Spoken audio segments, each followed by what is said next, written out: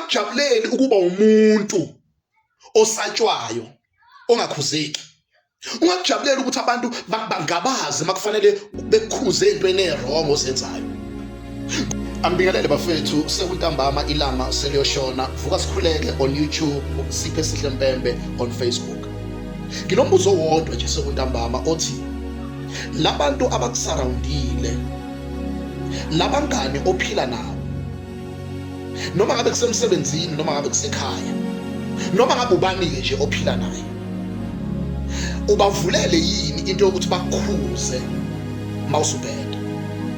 Angiphinde futhi, labangane bakho ophila nabo, labantu abakusurroundile, noma kuthiwa ama-family members, noma kuthiwa ama-colleagues emsebenzini, banayo i-access yokuthi bakukhuze mawusubheda. Ungakujabuleli ukuba umuntu osatshwayo ongakhuzeki. Ungakujabuleli ukuthi abantu bangabazi makufanele bekukhuze entweni ezwrong ozenzayo, ngoba yishwa ukuthi uphile nabantu kanti bayakusaba. Ngoba ngelinye ilanga uyongena emlilweni bathule kanti bebenayo into abebengayisho, ugcina ungangenanga kulowo mlilo. Ithi phrase yesingisi, show me your friends then I will tell you your future. Abantu abakusurroundile, abangani bakho, otshomi bakho, noma ngabe ubani abaseduze kwakho, noma ngabe ubani okusurroundile, your surroundings, they determine you're moving forward or you're moving backwards in life.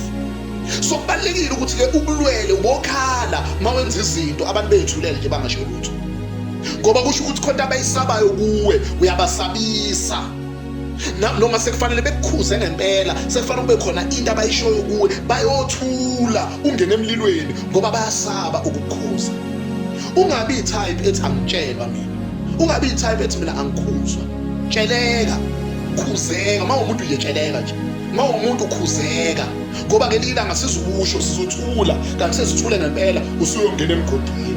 Kubalulekile empilweni ukuthi ube nomuntu nje omsabayo, noma yedwa noma babili, ethi uma sisixakile sazi ukuthi no, ngoba sesixakile thina, kodwa siyazi ukuthi uma sike sabiza usibanibani angeke nje usuxakeke noma uzusixake uma sike sabiza yena. Kunomuntu efanele sithi uma sisimbizile sazi ukuthi sesibize ungqingetshe, sibize okugcina.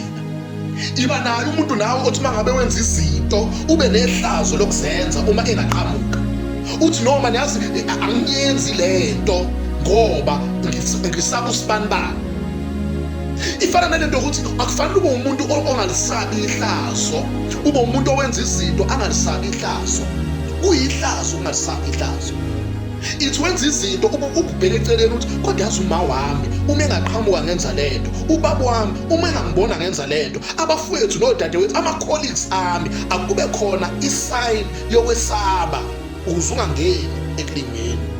Ukulingwa kuvinjwa ukuthi engqondweni yakho kube khona into. That is why sakhetha uJesu, ukuze ngoba siyathi uJesu unehlo elikhulu elibuke kusithekeni. Kunezinto esithi noma sifuna ukuzenza kusithekeni sicabange yena esibona bese siyayeka.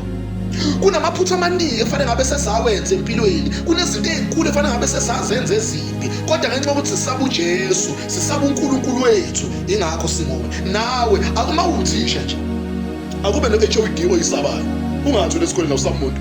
Mawumzalwane nje, mawumzalwane umfundisi wakho nje, yazi ukuthi meqhamuka khona angayisho ngalento yenzayo. Umzali wakho, uNkulunkulu ubeke wonke lama protocols ukuze ukona kwethu kuhlale kugadekile, singoni ngenxa ukuthi kunabantu uNkulunkulu ababekile abama-surroundings. Abantu abaseduze kwakho abakusabi lezinto lokuqhubeka uzenza nge-confidence, because akekho umuntu omsabayo, abe khona nje umuntu ozomsaba.